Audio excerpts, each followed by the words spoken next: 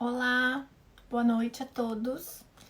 Vamos esperar a nossa convidada entrar. Sejam bem-vindos. Melissa, Cleverson, sejam bem-vindos. Vamos esperar a nossa querida convidada da noite, doutora Maria Fernanda. Oi, Melissa. Oi, Giga. Durcilei, Andressa. Vamos ver aqui se eu encontro. Maria Fernanda já deve estar entrando. Tudo bem, pessoal? Hoje a gente vai falar sobre estratégias de atuação da advocacia nos tribunais superiores, e quem vai conversar com a gente hoje é a doutora Maria Fernanda Virte, assessora do ministro Napoleão, do STJ. Ai, obrigada, Melissa. Tô com saudade, vi tua live hoje, muito legal, parabéns, viu? Fiquei ali assistindo atentamente. Você arrasa sempre, né? Deixa eu ver aqui.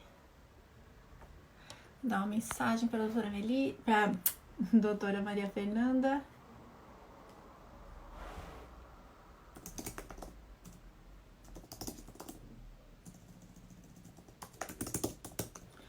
E hoje a gente vai ter um sorteio também do curso sobre recursos nos JEFs, recurso nominado no JEF, honorários, estratégias recursais, da juíza Érica Helpke, que tem uma aula gravada no Notório Saber e nos permitiu que a gente fizesse o sorteio da aula dela. Então, mais pro meio da live a gente vai fazer esse sorteio. Vamos aguardar aqui. Acho que a doutora Maria Fernanda tá tentando entrar. Oi, Thiago, Adri, Kátia, Andréia, sejam todos muito bem-vindos. É muito bom estar aqui hoje conversando com vocês. Nesse frio, né, que a gente está passando agora aqui no sul, os colegas que são do norte e nordeste, parece que ainda tá tranquilo por aí, mas aqui já começou a esfriar. Ó, eu já tô de gola alta e passando frio por aqui. Vamos ver aqui. A doutora Maria Fernanda ainda não está com a gente. Daqui a pouco a gente vai conversar sobre estratégias recursais no direito previdenciário. Dulcilei aqui também falando que tá frio na cidade dele. Aqui também, muito frio em Floripa. Aqui, a doutora Fernanda entrou, vai conversar com a gente do Instagram Direito em Teses, que é um Instagram. Essa informação interessante também para quem quiser acompanhar, segue lá Direito em Tese. Vamos aguardar que já fiz o convite para ela começar a participar com a gente. Oi, Andréia, tudo bem? Sejam todos bem-vindos, Rafael, Isabelle. Estamos conectando com a doutora Maria Fernanda.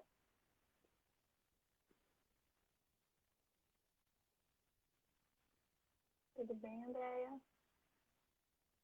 Agora, mesmo o pessoal aqui de Floripa, a gente já vai fazer, olha, já faz 70 dias que a gente está em quarentena, né? Então, é uma forma de a gente matar a saudade também, poder se encontrar por aqui, poder conversar, poder trocar ideias, né? E a tecnologia tem possibilitado isso, inclusive na questão dos tribunais, da sustentação oral. Amanhã a gente vai ter um julgamento importante que começa, não necessariamente vai terminar, que é o julgamento do tema 709 do STF sobre a continuidade do trabalho especial para aqueles que se aposentaram no que a gente chama de aposentadoria especial pura, que é aquela que a pessoa usa 25, 20 ou 15 anos e efetivamente se aposenta na espécie 46.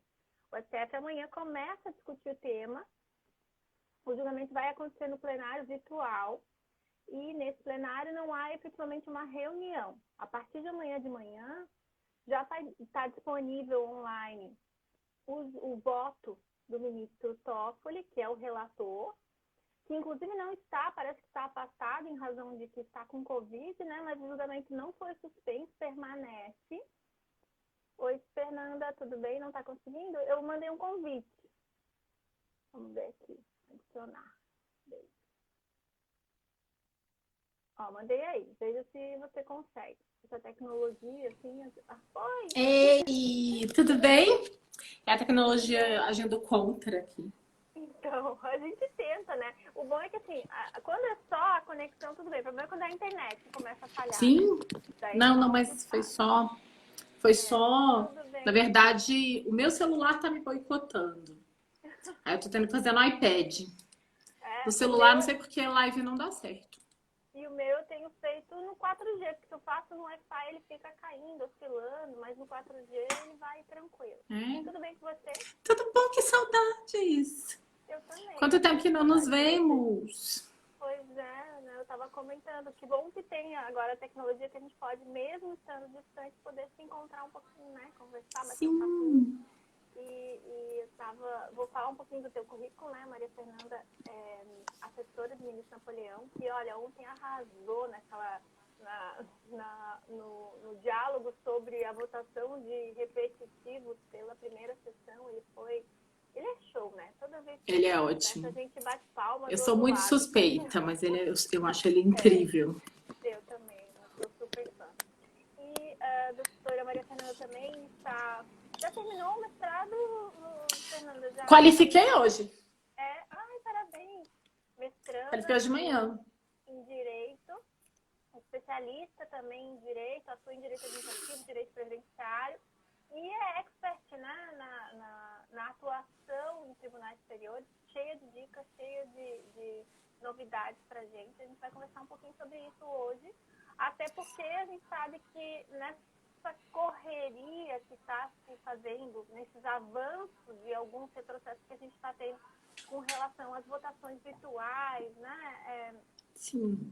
essa possibilidade de andamento judicial durante as pandemias, mas mesmo antes, a gente já tinha bastante coisa para conversar sobre a atuação nos tribunais superiores. É muito diferente a gente atuar no tribunal superior e atuar no juízo de primeiro grau ou até de segundo grau, né? E é importante a estratégia, nesse caso, para a gente garantir a admissão, análise, né, dos nossos recursos. E a Maria Fernanda sempre tem dicas ótimas sobre como que a gente pode estar mais próximo desse julgamento. Quem sabe até se ficar depois a questão da sustentação oral, isso também ajude, né? Ontem no Sim. STJ ficou conversado na primeira sessão que, pelo menos ontem, me parece que os repetitivos não vão mais ser julgados em plenário, Em plenário virtual. virtual, né? Vai ser tudo agora presencial, vai ficar tudo presencial, né? Sim. Ficou firmado isso de forma efetiva mesmo ou foi só para aquele Ficou, ontem? ficou. Não, não ficou. Na Diferente? verdade, quando o STJD liberou para fazer julgamento telepresencial, que é uma novidade, foi mais ou menos acordado desde o início que não seriam julgadas coisas de relevância maior. Que as relevâncias maiores talvez eram melhor ser discutidas ali no rito normal, no rito comum do processo no STJ. E de repente repetitivo ali, julgado no plenário virtual, ia ser bom por um lado da comunidade inteira assistir um julgamento. Isso eu acho bem bonito, né? O STJ não transmite julgamento, ao contrário do STF, seria bonito assistir. Mas e se talvez de alguma maneira isso prejudicasse o julgamento, prejudicasse o debate entre os ministros, talvez ele não ocorresse da forma como ocorreria numa sessão presencial. Eu acho também que o contato pessoal com o advogado é um pouquinho diferente. O STJ não está trabalhando como Supremo, né, que manda a gravação. A sustentação oral é Graças a feita na Deus, né? hora. Graças a Deus, porque essa história de plenário que manda a gravação, a gente sabe Pois que é, esquisito, né? é, Pouco efetivo, porque a gente pensa de sustentação oral. Mas mesmo assim, ontem, por exemplo, na sessão de julgamento, teve uma sustentação oral que demorou tanto para acontecer, a conexão da advogada não estava boa e ficou truncado algumas partes da sustentação oral. Talvez para um repetitivo não seja a melhor estratégia, né? Correr um risco como esse. De a gente não exatamente. ter o debate amplo também. Nem todos os ministros estão tão familiarizados assim. A gente E estava ontem ontem na segunda sessão ainda telepresencial.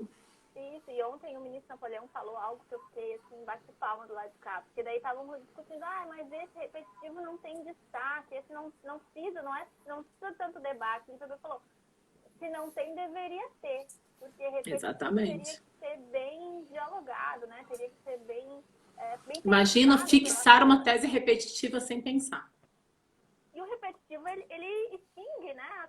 Porque para você mudar aquela tese é muito difícil e depende muito mais do tribunal do que qualquer argumentação jurídica que venha das partes. Exatamente. Então, Na verdade, ainda mais importante. o regimento interno, mesmo com o novo Código de Processo Civil, não foi alterado para dizer como que a gente altera um repetitivo. A gente sabe como altera uma súmula, mas a gente não sabe como é que altera um repetitivo. Ele continua ali, é pior que a lei, né? Eu tenho um pouco de medo de repetitivo hoje. Porque lei é discutível, repetitivos ainda não são. Não. E daí, para mudar, depende muito do tribunal querer, porque daí não interessa a Sim. argumentação, né? Como foi, e não vai mudar completamente, mas como foi a primeira revisão que nós vamos fazer de repetitivo, que é da tutela antecipada.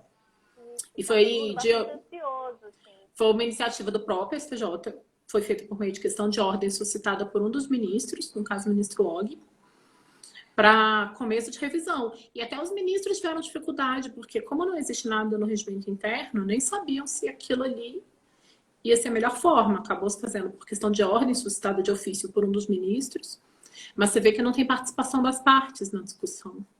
Não tem. E é um debate bem pontual naquilo que eles limitam, né? Então, isso, bem pontual mesmo. Mais detalhes fica difícil. Fica difícil porque delimita antes. A importância de conversar no repetitivo e daí a importância também da atuação dos amigos, né? Dos amigos e das partes, de as partes realmente estarem presentes, de ir lá sustentar, porque eu lembro que a primeira vez que eu participei de um julgamento no STJ, eu fiquei impressionada. Primeiro, com o local, né, que é bem diferente. Eu já tinha feito alguns no STF, eu ainda não tinha feito no STJ, então o local é diferente. Tem aquela sala para baixo, né, que os ministros ficam naquela parte de baixo. Daí você desce uma escadinha para sustentar e fica ali embaixo, às vezes, aguardando para o término do debate, né. E também a questão de que você não conhece muito a rotina interna, inclusive dos ministros, né? A interação entre eles. Eu lembro que gostei de parte dos debates, como sempre, né? Quem está falando a favor, a gente curte mais. Mas achei bem interessante, assim, diferente do que a gente vê em outros tribunais. Tem toda uma lógica ali. E por isso também é tão importante a estratégia da gente na atuação, né? E daí, a primeira coisa assim, que eu queria te perguntar mais específico da estratégia é se você tem algumas dicas com relação à admissibilidade e ao peticionamento mesmo, à elaboração do recurso, né?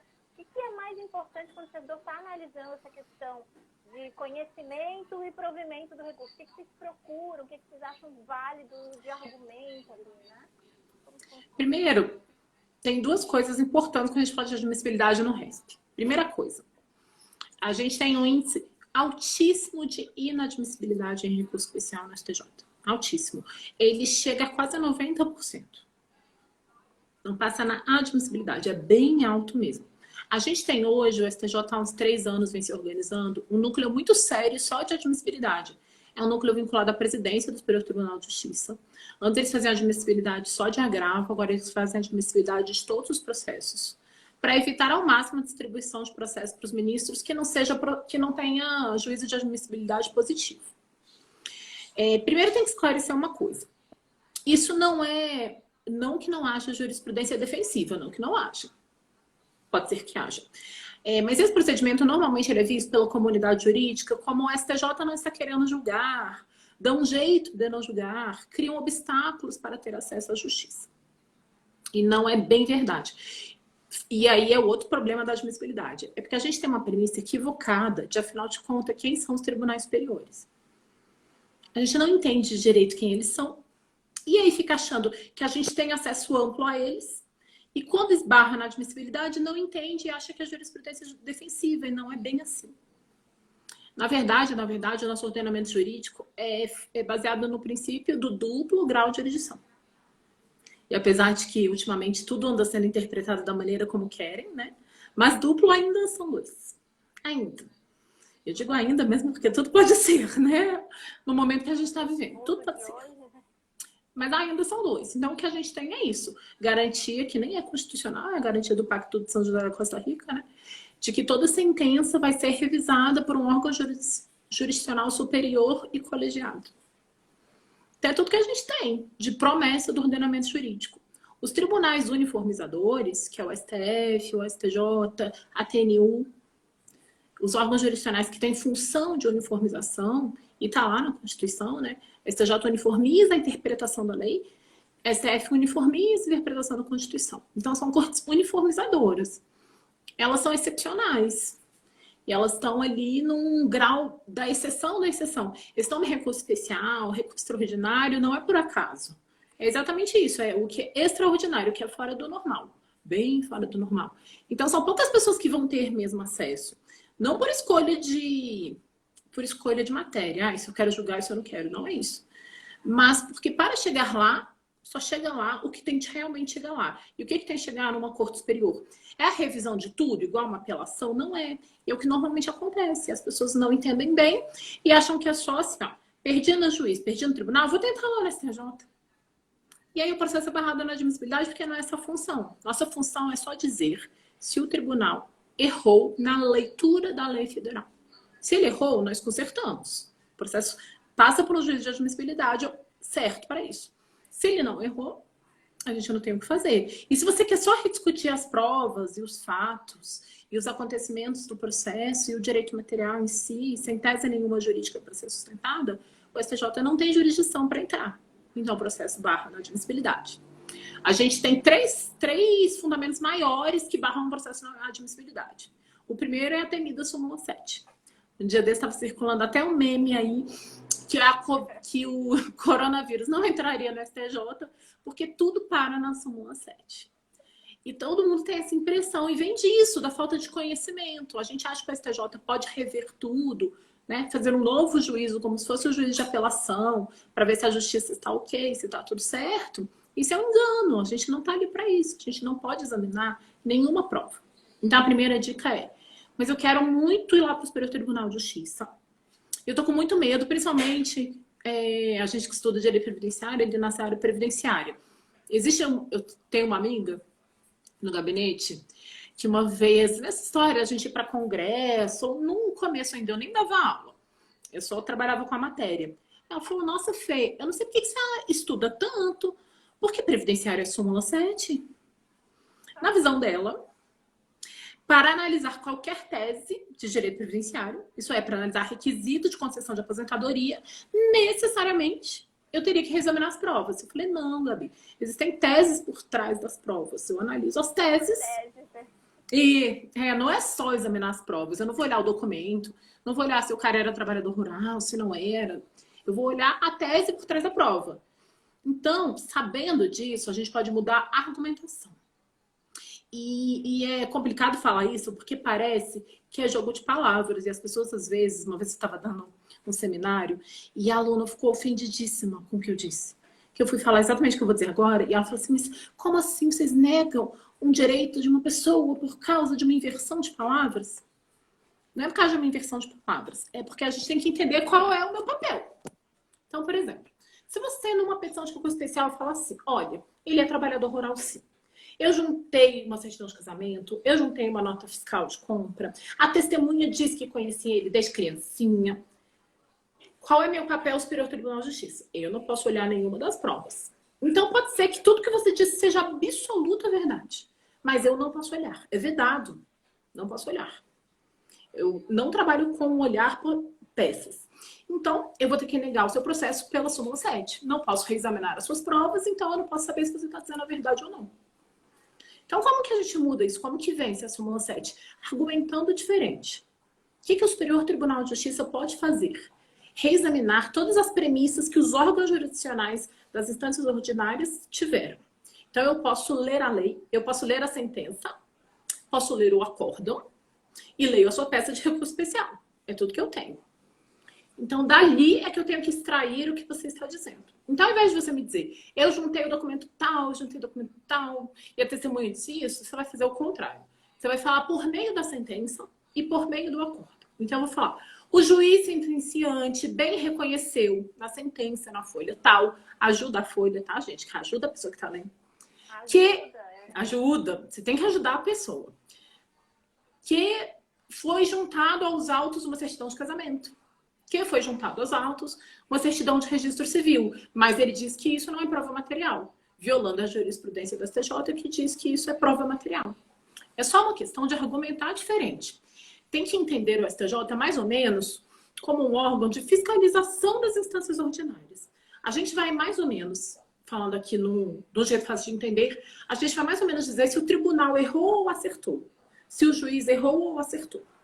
Então, se você fala assim, o juiz reconhece que existe uma certidão de casamento, mas diz que não é prova material. Eu, STJ, posso entrar nessa jurisdição. Eu falo, a instância de origem se equivoca quando afirma que certidão de casamento não pode ser apta para comprovação de atividade rural para segurado especial. Aí o STJ entra corrigindo. Vocês podem até prestar atenção que normalmente os acórdãos do STJ, eles são assim, eles falam, o acórdão merece reforma, o tribunal de origem destoou da jurisprudência desta corte. O STJ está sempre lançando uma informação para as instâncias ordinárias, nunca diretamente para você, parte.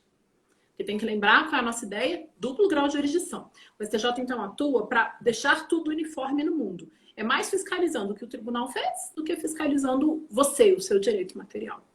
Consequência, você ganha direito material. Claro que ganha, se der tudo certo, né? Se passar na admissibilidade.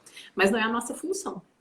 Nossa função é só manter a lei sendo lida da mesma maneira em todos os graus de jurisdição. Essa seria a função principal. A primeira, então, é a súmula 7. A súmula 7, ela barra hoje, em direito previdenciário, quase 70% dos processos.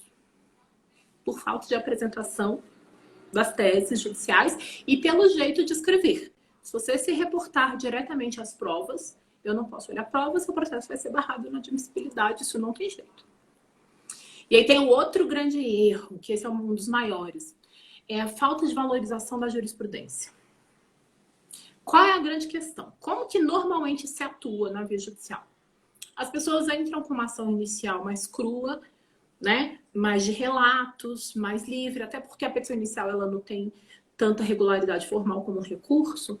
Então, geralmente você vai ali escrevendo e narrando, escrevendo e narrando. E aí você perde. Então você ganha. É pior quando ganha, sabia? Na sentença. Porque você fica muito tranquilo com a subida do processo e aí você fica desprotegido. E é de qualquer jeito. isso. Quando faz as contrarrazões, que é muito fácil não ter contrarrazões. Aí a pessoa perde na apelação. E aí é que ela vai buscar jurisprudência sobre o tema. E aí ela encontra uma jurisprudência muito boa, inclusive do STJ.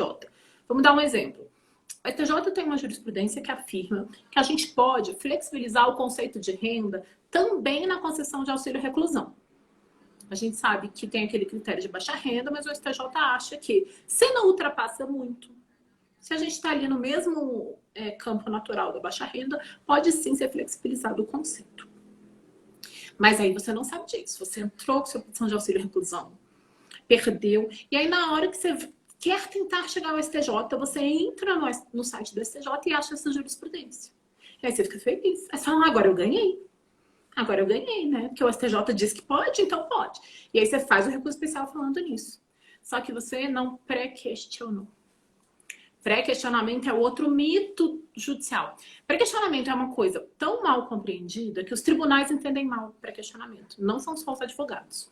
Então, assim, se você não sabe direito o que é pré-questionamento, fique tranquilo. Os tribunais também não sabem o que é pré-questionamento. A gente vê muito um tribunal fazer assim. Ele nega os embargos de declaração. Na verdade, ele não analisa nada. Ele fala, olha, eu fiz o que tinha para fazer, mas acolho para fins de pré-questionamento. Isto e nada é a mesma coisa. É a mesma coisa. Se ele não se manifestou sobre o tema, não existiu pré-questionamento. Não tenho nada do tribunal falando nada. É amplo, tipo, dou como pré-questionado todos os argumentos apresentados. Não funciona. Não analisou nada. Não funciona. Não pré-questionou nada, né? Isso. Por quê? Porque o STJ precisa do quê? Ele precisa corrigir o que o tribunal disse. Se ele não disse nada, o STJ não pode corrigir nada. Então a matéria não está pré-questionada. E pré-questionamento é uma das coisas que mais barra recurso no STJ. Por quê? Porque as pessoas vão pesquisar só lá na frente. E aí eu quero trazer uma argumentação nova. Ah, mas está igualzinho a jurisprudência do Superior Tribunal de Justiça. Mas lembra, a nossa missão é consertar o que as instâncias de baixo fizeram. Você tinha que ter primeiro, literalmente, você sabe que o direito ele tem umas palavras muito óbvias, né? O nome todo dos nossos recursos é muito óbvio. E pré-questionamento é uma coisa muito óbvia. É literalmente isso, é questionar primeiro. Você primeiro tinha que ter perguntado lá embaixo. Aí o tribunal tem que fazer um juízo de valor sobre a sua pergunta. Dizer se concorda ou se não concorda, ele tem que falar. Não, acho que nunca pode flexibilizar. Não, para mim só pode flexibilizar R$ 10, sei lá. Mas ele tinha que falar alguma coisa para o STJ falar, olha, você está errado, ou olha, você está certo. Lembrando que a mensagem do STJ é sempre para a instância ordinária, nunca para você parte. Você parte é a consequência da análise do Superior Tribunal de Justiça. Consequência. Então, essas duas coisas, e você vê que tudo está no equívoco sobre entender o que é o STJ. E o que é o que mais mata o processo. Então, pré-questionamento, somou 7. Mata mesmo, gente. Mata. Esquecer de apontar o dispositivo de lei. É regularidade formal de um recurso especial. Todo recurso especial estava fundado na interpretação de lei federal. Então, tem que apontar um dispositivo de lei federal que teria sido mal interpretado ou que estaria em desconformidade com a interpretação que o STJ dá. Esqueceu de apontar? Tá falando de divergência jurisprudencial, né? Mesmo que eu tô falando de divergência. Tudo bem, mas a divergência da interpretação qual artigo? Isso, Porque não adianta só exatamente. achar uma divergência do STJ e colocar ali e dizer que há divergência na interpretação. Você tem que dizer qual artigo. E eu lembro que na época, faz tempo já, porque o STJ não tinha de forma tão incisiva esse entendimento. Acho que foi 2011. Não, foi 2012. Acho que foi 2010, um julgado da Corte Especial, né? Que definiu isso de uma vez. Isso, daí dali em diante, e mesmo os recursos que já tinham sido protocolados há anos e estavam lá aguardando. Eles passaram a entender que a divergência jurisprudencial não podia ser só falar da jurisprudência, mas ter que dizer em qual artigo a jurisprudência estava sendo divergente. Exatamente. E daí muitos advogados ainda não se adaptaram a essa nova realidade, que vai fazer 10 anos já, né? E que agora não adianta só dizer a divergência jurisprudencial, não dá para confundir, apesar de ter os 3 incisos lá na Constituição Federal, dizendo, né, tem essa hipótese, tem a hipótese da divergência na interpretação e da divergência na jurisprudência, mas você tem que dizer, mesmo quando está falando de jurisprudência, qual artigo. E eu lembro de muitas ações de desaposentação, que na época tinha muito, que começaram a isso, eram só baseadas em dissídio. Porque eram só baseadas em dissídio. Isso. E eu lembro que foi uma leva grande de ações naquele momento.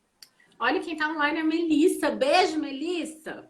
Saudade de você. Ela tá desde o início aqui nos acompanhando. Ah, que gracinha. É porque eu tô sem óculos, Melissa. Enxergo pouco aqui, mas a mensagem eu vi. E eu vou ser honesta, que eu não concordo tanto com o julgado do Superior Tribunal de Justiça nesse aspecto.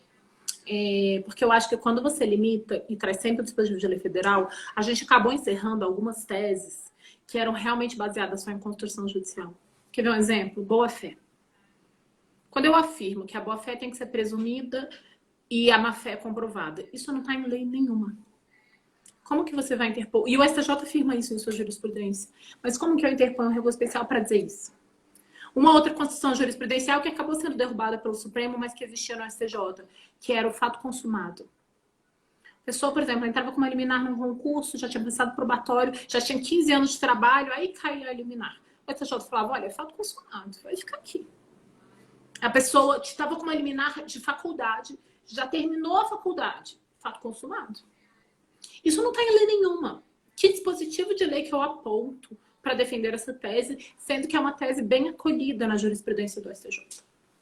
Então, eu acho assim, não sei, de repente o STJ poderia um dia repensar.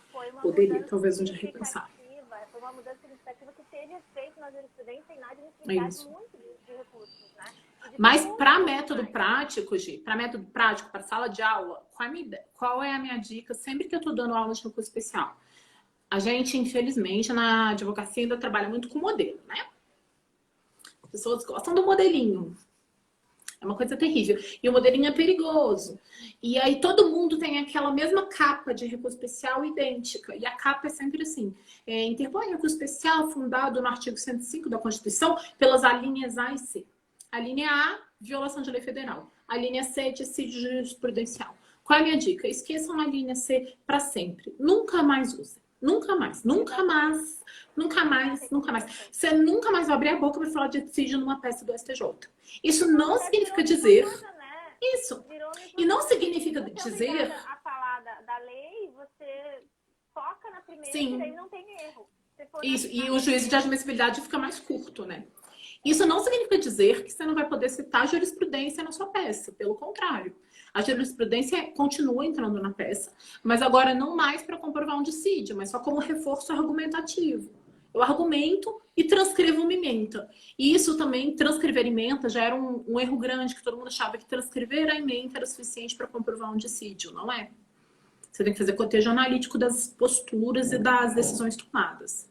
Esse é um problema grande também do nosso ordenamento. Qual é nosso... O que a gente faz normalmente quando está estudando jurisprudência? A gente lê acórdãos. E ler acórdão não é jurisprudência. Por incrível que pareça. Às vezes as pessoas demoram muito para entender isso. Mas ler um acórdão não lhe representa a jurisprudência da casa. Eu vou comentar uma tese que estava todo mundo entendendo errado, por pura falta de compreensão do que é jurisprudência.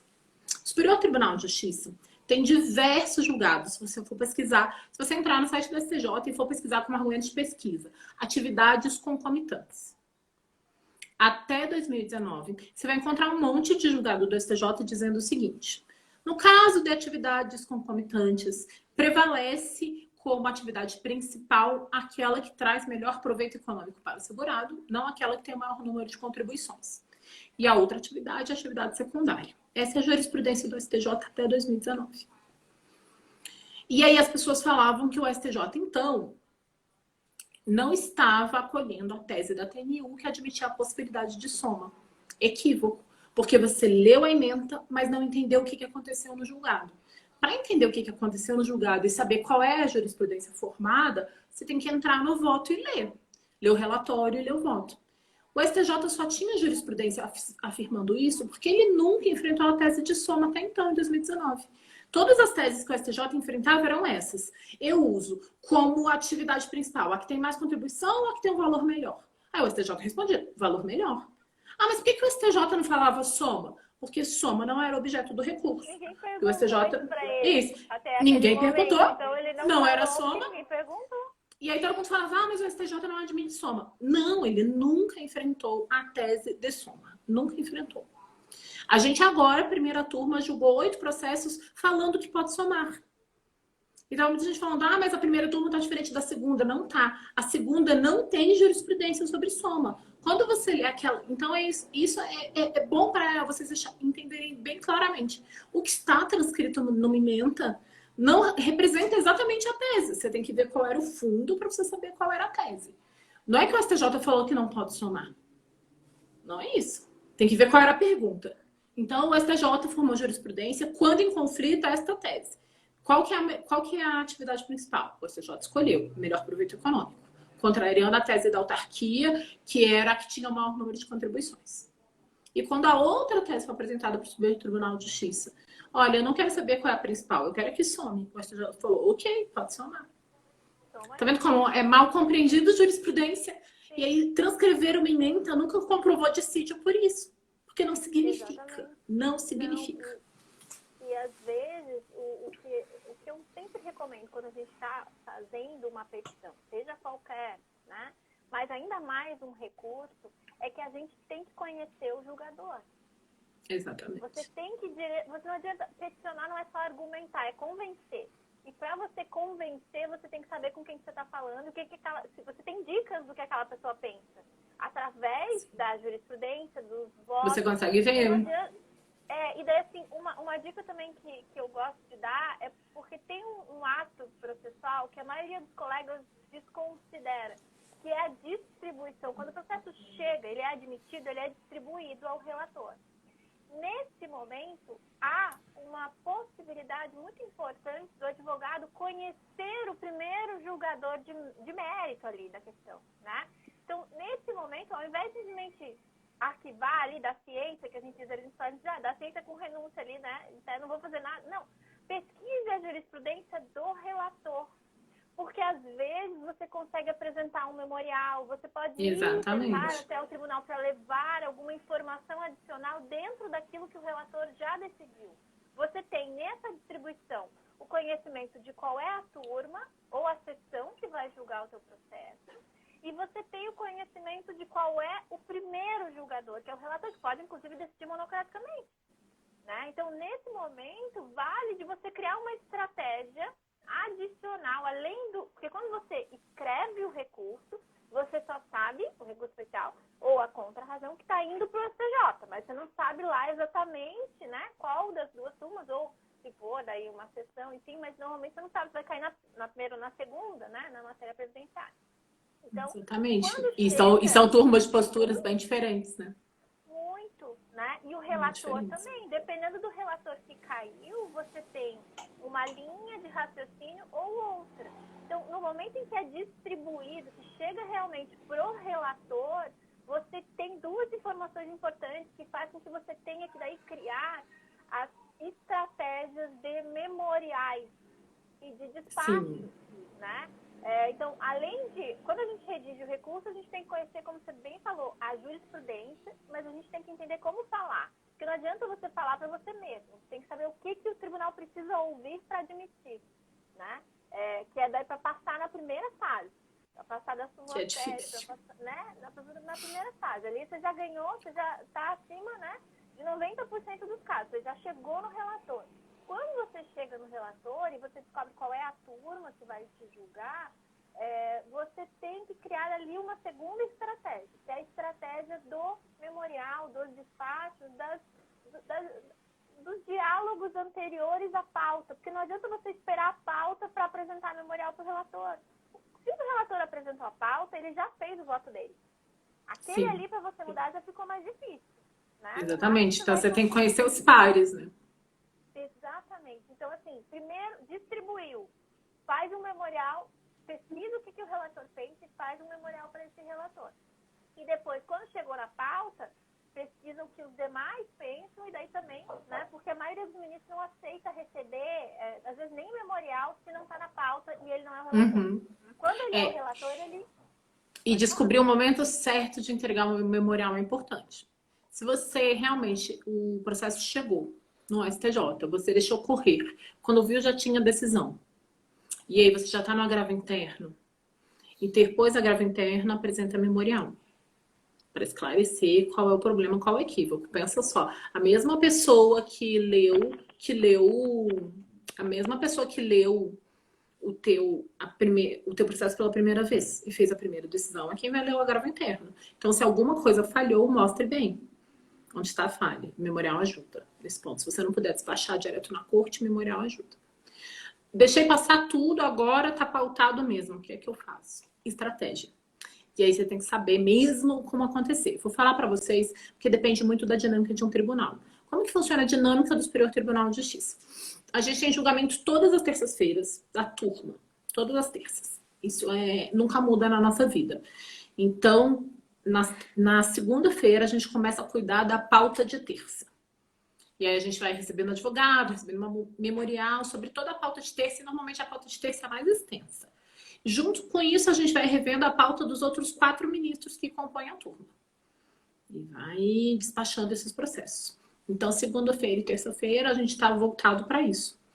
E terça-feira, à tarde, a gente começa a pensar na pauta de quarta. A pauta de quarta é a pauta mais difícil para a gente. Principalmente para quem tem ministro que compõe a corte especial. Meu ministro compõe.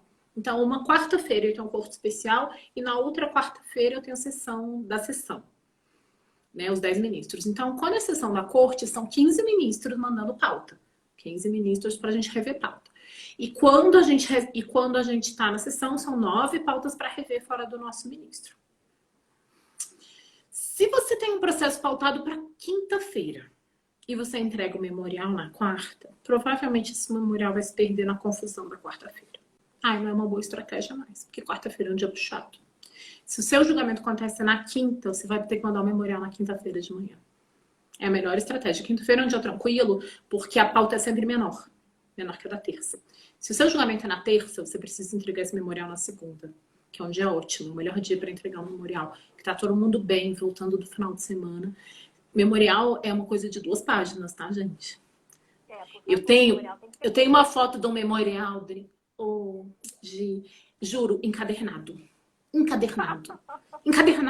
tese, não é memorial, é uma tese. O cara fez uma dissertação, eu falei, meu Deus, a pessoa mal consegue ler um processo. Imagina ler um memorial. Não, né? Não adianta, ele não cumpre. O memorial ele é bem objetivo, bem objetivo. Por exemplo, eu não posso falar de provas, nunca, né? No STJ, não é isso? No meu RESP, porque ele tem o juízo de admissibilidade forte. No memorial, eu posso lançar uma informação sobre isso. Para pelo menos, às vezes, deixar o ministro curioso. Deixar ele. Com o nosso ministro funciona super bem. O cara fala: olha, estão dizendo, o tribunal diz que não tinha autenticação. Mas eu autentiquei, está autenticado. Se olhar o verso da folha tal, tá lá. Isso não pode estar no RESP, mas pode estar no memorial. Suscita uma dúvida na cabeça do julgador para ele olhar com mais calma, com mais atenção, com mais cuidadinho. Então, quer muito falar da prova? Fernanda, eu tenho muito falar dessa prova, porque essa prova é muito boa e essa prova muda tudo. Fala dela no memorial, se você não puder despachar. Porque o memorial não vai ter juízo de admissibilidade, tá? Então, você vai pelo menos colocar uma dúvida ali no julgador. Ele vai falar: ai, meu Deus, eu vou aplicar uma súmula 7, mas isso é verdade, que existe esse super documento aqui dentro. Uma dúvida razoável você coloca no julgador. Tem que ter uma estratégia. E a data da entrega do memorial é muito importante. Senão ele se perde na confusão. Segunda é o dia mais tranquilo. E aí pode entregar os memoriais de terça, de quarta, que dá pra gente organizar. Mas de quinta, tem que ser na quinta, impressionantemente, porque terça e quarta é dia de alta movimentação na corte. Então, se você recebe um memorial, o que acontece? Por exemplo, no nosso gabinete, a gente recebe um memorial pela secretaria e é entregue para o assessor da matéria. O assessor dá uma olhadinha e geralmente os meninos até escrevem pautado para o dia tal. Se não tiver pautado, normalmente a gente nem vai ler na hora, porque você está envolvida com outras coisas. Então também, seu memorial perdeu aquele efeito que ele poderia ter. Agora, se está na pauta da semana, eu vou parar para olhar na hora. E pra gente é bom o memorial. O pessoal pensa: ah, eu nem leio memorial. Pelo contrário. Imaginem, olha, que normalmente a gente revisa a nossa pauta, tem uns 300 processos só de terça. De cada ministro vai por aí, 100, 200. E a gente tem que ir entrando em cada um, olhando as nuances. Se você me traz um memorial, facilita meu caminho. Eu já olho com aquele processo sabendo o que eu tenho que procurar. Você já me deu mais ou menos um roteiro dele e eu olho para fazer um juízo de conformidade, assim, entre o que você me disse e o que eu estou lendo nos autos. Facilita meu caminho do que eu tiver que folhear tudo. Não é ruim a estratégia. E a gente não desconsidera, não. Mas tem que ser assim, curtinho. Uma coisa que funcione para a pessoa que está ali, rendendo o dia, né? Você tem que pensar que a gente está rendendo o dia todo dia. Eu sei que a gente acha que a justiça é lenta, que ela não lê as coisas, que não dá atenção, que... Mas vou falar uma coisa para vocês, senhores, vocês não têm a noção do que é uma equipe de 20 pessoas cuidar de julgamento de mais de 3 mil processos por mês. Ninguém conseguiria, sabe? É desumano até. É uma coisa assim, como que lê 3 mil processos? Mesmo 20 pessoas, é muito difícil. Então a gente trabalha na medida... Isso, é uma correria. E a gente trabalha na melhor medida possível. Isso é uma coisa que eu falo muito em sala de aula, que eu acho que a advocacia às vezes tem que trocar um pouco a visão de como ela enxerga o judiciário. A gente enxerga o judiciário com aquele brocado antiquíssimo. Dei-me os fatos que eu te dou o direito. E a gente acha que o judiciário está ali. Grande poder sábio, onde eu vou ali na tribuna relatar meus problemas e ele vai me dar a solução. Isso a gente era lá antigamente, já passou há muito tempo. A gente está numa outra fase da vida, em que o acesso à justiça é amplo, a jurisdição é ampla. Então a gente tem que ajudar a jurisdição. Tem que parar com essa birra, sabe? Pensando que a gente é brigado com a jurisdição. Ah, os tribunais falam que interpuseram um recurso extraordinário para o STF, o pessoal já fica: ah, o STF. Para, gente, vamos olhar conciliadoramente. Tem que entender uma coisa: seu maior cliente é o judiciário. A gente pensa que cliente é o cara que sentou no escritório e contou a história para você. Quem te dá o produto é o judiciário. Então ele é o teu maior cliente. Você tem que falar como ele gostaria. Exatamente. Você tem que falar como ele gosta que fale com ele. Você tem que tratar ele como ele gosta de ser tratado. O processo é uma ferramenta, não dá para ficar achando que você vai escrever grandes teses ali. Exatamente. Não é o que o juiz quer ouvir, você tem que falar a linguagem que o juiz quer ouvir, né? Então, assim, e principalmente facilitar o trabalho. Você tem que facilitar o trabalho. Você tem que pegar termos que ele já usou no julgado dele, que ele reconhece aquilo aqui, isso aqui eu já sei, isso aqui eu já fiz. Citar a jurisprudência do próprio relator, né? Dizer: olha, você já deu uma dica. Se você quiser copiar, copia desse aqui que você... Que exatamente, se quiser fazer um copia e cola, a hora é agora, tá aqui. Né? Fica aqui. Júnior, se a pauta é quarta, pode entregar segunda ou quarta, tá, Júnior? Só respondendo, Júnior.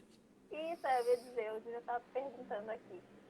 Eu também prometi hoje, Fê, que a gente ia fazer um sorteio do curso da juíza Érica Help, que é aqui de Santa Catarina, e ela tem um curso de recursos no GEF em matéria previdenciária pelo notório. Ai, que legal. E a gente vai sortear. Não sei se você quer fazer uma pergunta e quem responder ganha, ou se a gente pode fazer um sorteio, assim. O que você prefere? Eita. Fazer uma pergunta.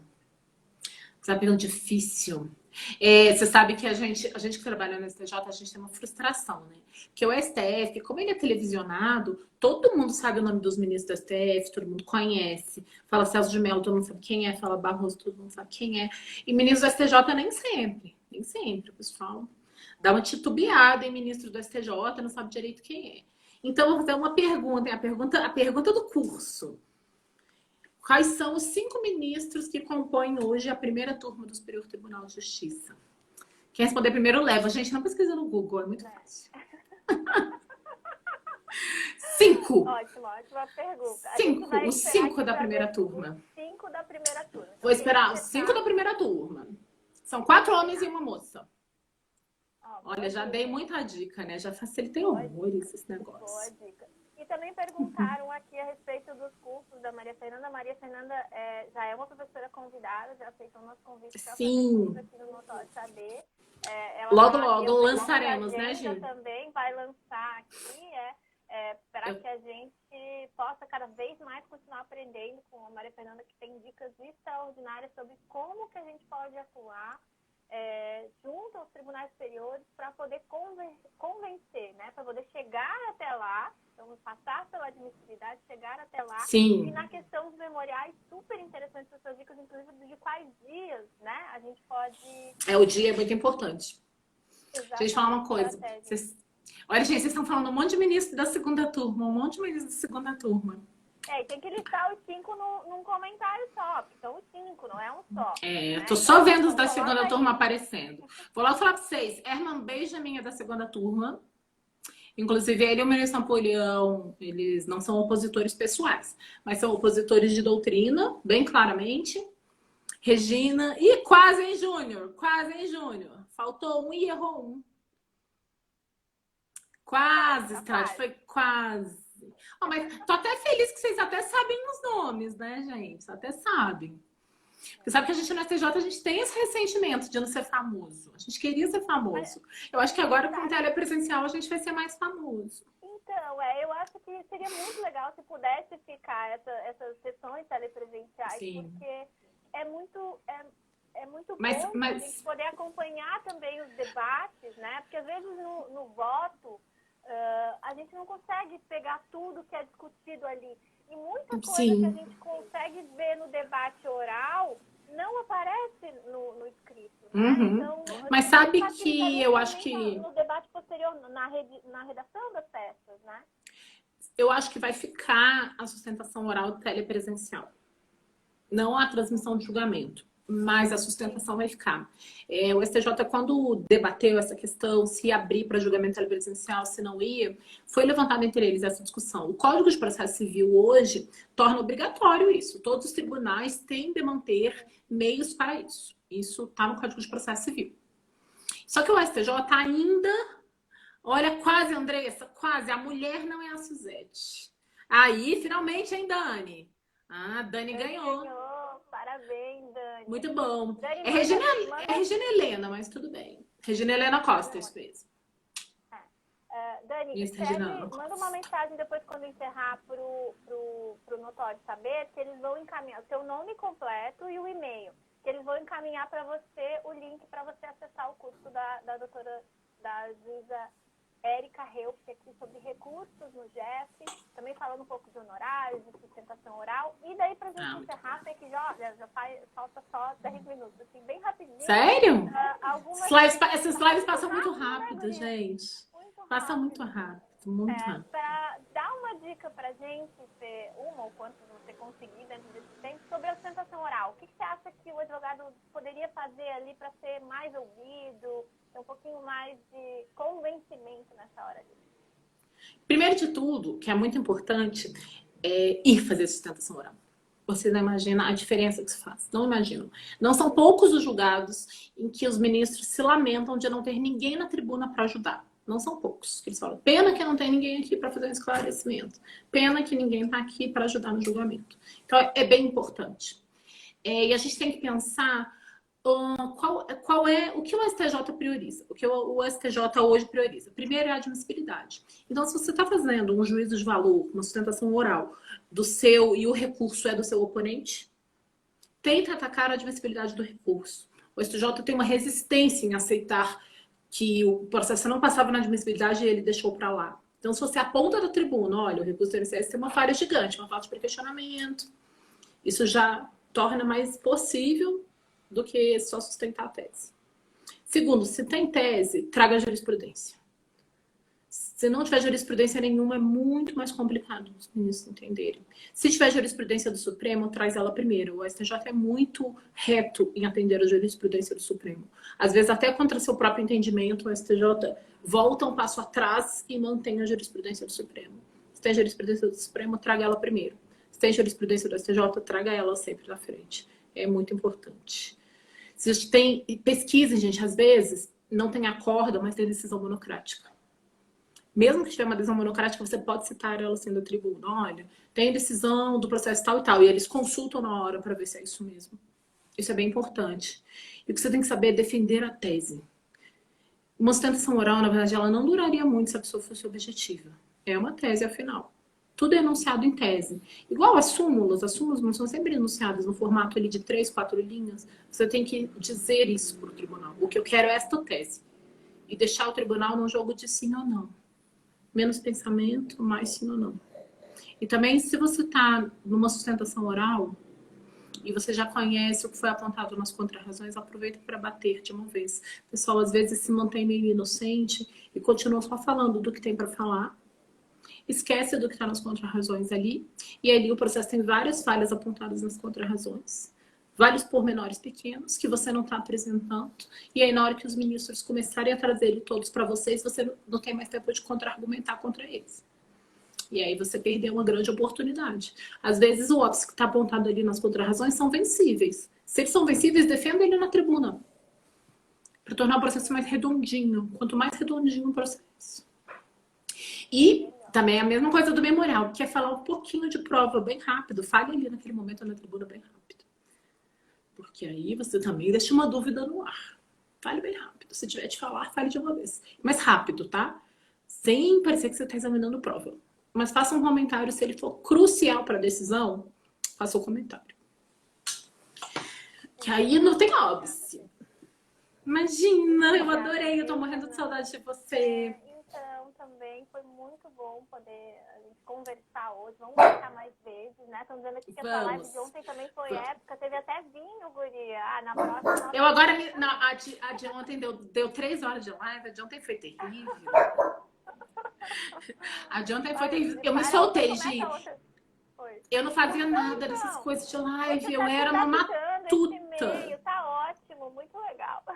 Uma matuta, e agora eu também me soltei que só. Essa semana eu tô fazendo live todo dia. E semana que vem eu vou fazer entrevista a semana toda. Depois do congresso do IBDP, eu vou fazer uma entrevista sem conversar sobre direito com os participantes. Aguarde. Que legal. Vai ser o pós-congresso. Até o Savares topou. Não pode falar de direito. É o pós-congresso. Para quem tá com saudade daquele pós-congresso, teremos um pós-congresso. Ótimo. Semana que vem. Daqui a pouco a gente se encontra também, né? Pessoalmente. Ai, nem falo. Poder conversar, né? E dá saudade. Sim. O pessoal do Previdenciário é muito querido, é muito bom. Os congressos são muito bons. Graças a Deus. Né? Exatamente. A gente tem uma rede bem honesta de amigos, né? Muito, né? Que o direito previdenciário nos deu, né? Exatamente. Você é uma delas. Se você quiser encerrar, deixar o seu tchau para o pessoal, que a gente já está com... Faltam 4 minutos. Tá bom. Eu quero agradecer a oportunidade, de verdade. Eu acho muito legal a gente debater tribunais superiores para dar uma desmistificada. Eu comecei a dar aula por causa disso. Não é discurso de professor, mas eu acredito muito na jurisdição ainda, muito. Eu acredito muito que a jurisdição pode mudar, pode evoluir, pode fazer acontecer. A gente viu isso acontecer em várias teses. A gente viu isso na revisão da vida toda, no adicional de 25%. Coisas que a gente achava que estavam mortas. A jurisdição bem trabalhada, bem refletida, bem discutida, ainda pode ir muito além. E eu acredito, o Superior Tribunal de Justiça é um tribunal que merece ser conhecido. Nós somos um tribunal bem avançado, um tribunal muito bom de interpretação, um tribunal muito flexível. Vocês vivem, às vezes, ali na mira de um GF, de um TRF, e acham que toda jurisdição é dura, não é. O STJ é um bom tribunal. Conheçam mais, percam medo. Percam medo. A gente é mais tranquilo do que parece. Obrigada, Gi, muito obrigada pelo convite, pela oportunidade. Obrigada, muito obrigada por ter aceitado, né? Agradeço a todos também que estiveram com a gente hoje. Agora o Everson entrou também, Melissa, que eu vi até o final agora, querida. E assim, pessoal, eu gosto sempre, eu tenho uma visão positiva, né? Eu acho que a gente tem que encarar os obstáculos, mas a gente tem que criar estratégias e que a gente não pode se assustar e nem ficar só reclamando. Essa postura de sacrificar os tribunais superiores, dizer que eles não admitem nada, será que você está realmente fazendo da melhor forma possível, né? E eu acho que eu acredito que é tão importante essas lives, esses debates, essas aulas, e a sua aula é incrível nessa matéria, já assisti inclusive em alguns congressos que tu deu palestra sobre isso, que a gente tem que entender para quem que a gente está falando, como a gente deve falar e usar as ferramentas que estão disponíveis. A gente tem o recurso, né? O pré-questionamento anterior, a gente tem o memorial, a gente tem a sustentação oral. Agora a gente tem que se adaptar aos robôs, né? E no Congresso do CEPREV você vem falar com a gente também sobre estratégias e como atuar junto nesse cenário que a gente tem robôs para ultrapassar também, para convencer. Como superar o Vitor, o Sócrates. O STJ tem 2 Exatamente. inteligências artificiais hoje. Isso, e no Congresso do CEPREV você vem conversar com a gente sobre isso, quais são as estratégias para atuar também nesse cenário em que a gente está tentando convencer pessoas e convencer robôs. Exatamente. Para poder ultrapassar a questão da admissibilidade. Mas a advocacia é um desafio e a gente tem que encarar esse desafio de uma maneira positiva e estratégica. Exatamente. E sempre pensando em conquistar o seu cliente, nunca se opor a ele. Isso. Você tem que trabalhar com o judiciário não como inimigo ou alguém que nunca vai te dar o que você quer. Se você começar dizendo que você não vai receber, você já tem o não. E você concretizou o não, porque você não vai realmente criar estratégia para receber o sim. Você tem que pensar no sim, do início ao fim do seu processo. E a cada etapa se adequar ao momento em que você está. Eu falo muito no escritório também com as minhas sócias, né? E com os estagiários. Gente, qual momento do processo você está? Se você está no recurso, não adianta ficar no recurso, não adianta ficar falando da tua inicial, da prova tal, né?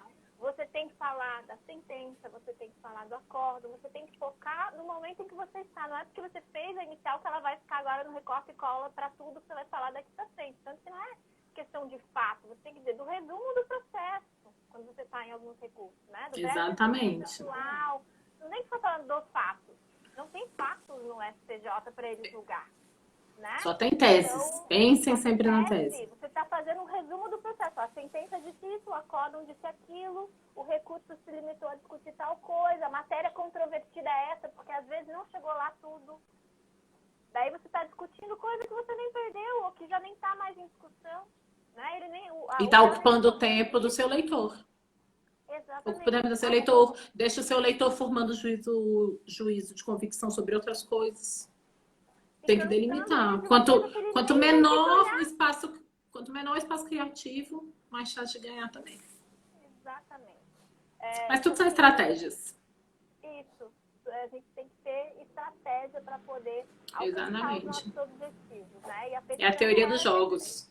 Isso, ela não é feita só para argumentar, ela é feita para convencer. Você tem que, aquilo que você está escrevendo, aquela linha, te ajuda a convencer alguém ou é só tese, é só discussão, é só argumentação? Se é só argumentação, tira. Coloca naquilo que vai convencer. Né? Fê, muito obrigada mesmo. Obrigada eu. Muito obrigada por estarem com a gente até agora. Um beijo a todos, uma boa noite, até a próxima. Se cuidem, viu? Beijo. Obrigada, boa noite, beijo.